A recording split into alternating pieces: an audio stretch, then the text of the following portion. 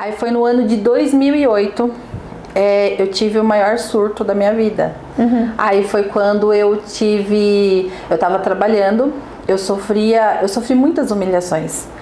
Eu tinha capacidade intelectual, mas eu não tinha condição emocional de evoluir dentro da onde eu trabalhava. Então teve um gerente chamado Leandro, na época, que eu lembro que ele olhou bem no meu olho e ele falou assim: Joyce, você tem inteligência para você conseguir, na época eu queria ser visual merchandising de uma rede. E ele falou: você tem capacidade intelectual, mas eu não posso colocar uma pessoa tão fraca como você para assumir um cargo desse jeito, porque tinha que viajar, tinha que montar. E aquilo guardei no meu coração, né? Porque eu realmente era frágil, eu chorava por tudo. Sabe aquele neném dodói? E se a pessoa não falasse bom dia pra mim, pronto, acabou o mundo, ninguém me ama. E eu tava trabalhando num outro local e eu passei por vários processos de humilhação.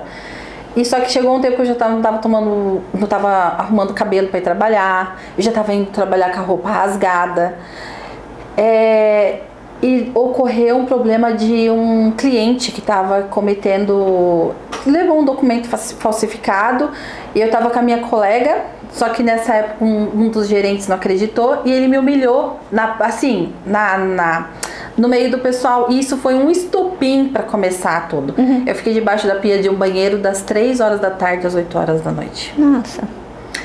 E ali eu saí debaixo daquela pia, daquele banheiro, e eu fui passar com um gastro, que hoje ele me atende desde os meus 15 anos, e ele falou assim: já não tenho mais o que fazer, você vai ter que passar com um psiquiatra.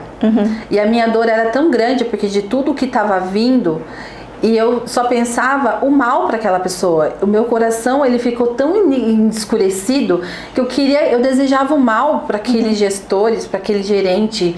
E eu falava isso pro psiquiatra, eu falava assim: eu quero que morra, eu desejava coisas ruins mesmo. Aí eu penso assim que a minha alma tava negra ali. Adoecida, sua alma estava adoecida. Tava, sabe assim? E o psiquiatra olhou para mim e falou assim: então você hoje não sai daqui e você vai passar pelo processo de internação. E naquele momento eu só falava assim: eu não sou doida. Só que quando me colocaram dentro, eu fiz um regime semi-aberto desse local. Eu ia de manhã e saía à tarde. Eu comecei a achar que aquilo lá era minha casa. Eu comecei a achar que todo mundo que estava ali era igual a mim. Então ali era o meu lar. E eu não devia sair dali. E começaram os tratamentos e muita dosagem de remédio. Só que chegou um momento que os psiquiatras não entendiam, porque me davam remédio. E eles olhavam assim e falavam assim: eu não sei, olha como que Deus trabalha. Naquela época não existia, era o Orkut ainda, né? Não tinha WhatsApp, nada. Mas a pasta que eles me deram, eu tenho guardado até hoje, com todos os laudos. E eles falavam assim: essa menina não tem melhora. E não entendiam, porque eu tava chegando no máximo da medicação. Aí foi quando chamaram a minha mãe e falaram assim, que se eles trocassem a medicação, alteraria o meu sistema nervoso central. E eu não recobraria mais a consciência. Nossa. E o trabalhar de Deus é tão sobrenatural que na época apareceu um senhor dentro daquele hospital psiquiátrico e falou pra minha mãe: tira essa menina daqui, que o problema dela não é emocional, o problema dela é espiritual. E a minha mãe ouviu aquilo, porque eu imagino o susto, porque nessa época, de todos os amigos que eu supostamente achava que tinha, ficou a minha mãe, o Daniel, que na época era meu namorado e hoje é meu esposo, e uma amiga que foi me visitar, que me conhece desde os meus 15 anos. Mais ninguém. Eu fiquei como uma pessoa que tivesse Parkinson, não tomava um copo de água sozinha, eu não dormia de noite, eu só dormia de dia, porque eu tive mania de perseguição, eu desenvolvi depressão, síndrome do pânico e agorafobia. Jesus! Eu não entrava nem dentro dos bancos. O Daniel, na época, os psiquiatras falavam: dá uma voltinha com ela. Eu desmaiava dentro do carro. E nesse momento que esse homem falou isso para minha mãe, o Daniel, ele acreditava em outro tipo de espiritualidade devido aos familiares dele, e começaram a me levar para um outro canto. E nesse outro canto começou a piorar. Só que dentro daquele local, eu lembro até hoje, a minha imagem é muito clara. Eu tava assim e eu parei, pensei, depois de receber tudo aquilo, eu lembrei do Deus que eu tinha aceitado com 18 anos. Glória a Deus. Uau. E eu subi uma escada caracol, lembro até hoje, sentei em frente ao computador, naquela época, aqueles computador de tubo, e eu falei assim, Senhor, eu não aguento mais. Eu não aguento mais. Porque o sentimento que eu tinha todos os dias, eu pensava, eu quero morrer. Eu pensava em me jogar dos prédios, eu pensava em tomar remédio. E alguma coisa me segurava ali, que hoje eu sei que era Deus, que mesmo naquele caos, Ele estava ali cuidando de mim. E eu falei, Senhor, eu não aguento mais. Eu não aguento mais, Deus. Eu quero que o Senhor mostre para mim que o Senhor me ama. E que o Senhor está comigo, eu quero me sentir viva novamente. Amém. E eu pedi o Richard, o meu filho, para Deus. No meio desse caos. Eu podia pedir de tudo. Eu pedi um filho. Meu Deus. Eu pedi um filho. Né? Então, isso aconteceu num domingo. E anteriormente, até chegar nessa parte, eu também já tinha ido morar de favor. A pessoa que me deixou morar na casa, porque minha mãe perdeu o emprego, eu me afastei pelo INSS, meu salário caiu muito, eu não tinha mais condições de pagar aluguel. O Daniel, ele praticamente assumiu para que eu não ficasse na rua. E eu pedi um filho para Deus num domingo. Na segunda-feira, eu passei mal. Tomei o remédio e eu passei mal. E eu falei assim, eu pedi para Deus um filho. Todo mundo ficou assim, no meio daquele caos todo, e eu tava grávida. Meu Deus. A hora que eu descobri que eu tava grávida, eu sabia que era Deus respondendo aquilo que eu tinha pedido. E eu falei assim, então Deus sabe que eu tô viva, Ele ainda sabe que eu existo. E do mesmo jeito que eu tomava aquele monte de medicação, eu parei de um dia pro outro. Nossa. Foi de um dia pro outro. Assim, eu não vou tomar mais.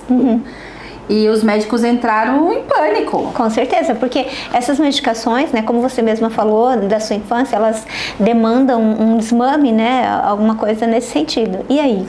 E aí eu parei e eu falava assim, eu só tinha uma certeza dentro de mim, que era Deus que tinha me respondido. E eu fui falar para os psiquiatras, eles ficaram, minha mãe quase surtou, né? O Daniel seguiu firme, porque Deus, Ele sabe, por tudo, eu não namorei, não tive muitos namorados. Eu fui uma pessoa assim que eu tive poucos namorados. Até pelo contexto, né, que você viveu. E o Daniel, Deus, eu falo que Deus sabe da nossa... Ele sabe todas as coisas. Sim. E mandou o Daniel com uma força, porque eu falo pra ele hoje, você poderia ter desistido logo no começo, você poderia ter falado assim, você tinha a oportunidade de procurar qualquer outra pessoa. Mas Deus fez com que o coração dele, né, se agraciasse por mim de uma maneira que ele permaneceu. E aí eu parei, os médicos, daí na época eu tinha um convênio, uma psiquiatra que me acompanhava falou assim, então vamos fazer o seguinte, eu vou tirar você do sistema único e vou passar você para o seu convênio, porque daí você dá a vaga para outra pessoa. Eu cheguei no outro psiquiatra e ele falou assim, ela tá louca? Ela vai me mandar você por quê? Porque seu filho pode nascer com síndrome, seu filho pode nascer sem uma perna, seu filho pode nascer sem um braço. Você tá cheia de medicamento. Eu não vou assumir o seu caso. Só que ele falou isso e olha a situação. Em nenhum momento eu me desesperei. Eu saí, naquela época era orelhão ainda. Eu fui num orelhão, liguei para a psiquiatra e falei, ele falou isso pra mim. E ela, como que você tá preocupada? Volta aqui que eu vou ficar com o seu caso. Só que eu tava em paz. Deus me deu uma paz assim, e aquela gestação, eu tinha certeza que o Richard ia nascer perfeito. E eu parei essas medicações e tudo foi, como se diz, nisso eu parei, só que eu ainda recebi a resposta e não retornei para os caminhos do Senhor. É isso que eu ia te perguntar agora. Não retornei. Aí eu comecei a passar por uma crise financeira muito forte. Assim, a ponto do Richard tá para nascer, a gente tá com dificuldade de comprar uma banheira. Eu, por não ter muitos amigos no meu chá de bebê, tinha 3 pessoas. Eu não ganhei nada do Richard, nada assim. Mas Deus deu provisão de tudo. E Deus foi acrescentando. Só que apertando, a parte financeira ali apertando. Aí eu conheci uma outra moça que morava, minha vizinha da frente. E um dia eu falei, gente, eu falei com Deus e eu não voltei, né? Eu só falei, eu recebi a resposta. Eu falei pra ela assim, onde tem culto da sua igreja? Eu nunca me arrumei tão rápido. Eu me arrumei acho que em 5 minutos. Eu peguei a primeira roupa que eu vi, eu falei, hoje eu vou. Ela falou assim, tem. Eu falei, eu vou com você. E naquele dia eu entrei na igreja e eu senti como se Deus estivesse com os braços abertos, só esperando eu tomar a decisão de voltar. Amém. Eu sentei na última cadeira, assim, porque eu não queria contato com ninguém. Eu senti que Deus pegou aquela última cadeira, levou para perto do altar. E ali uma pessoa que nunca tinha me visto, deu até o ano da minha internação, para eu saber que era Deus que estava falando ali comigo. Amém. E a partir desse encontro que eu tive, né, com o Senhor, eu voltei e permaneci. Amém. Com a certeza de que eu não estava mais sozinha. Amém. E tudo isso foi um trabalhar.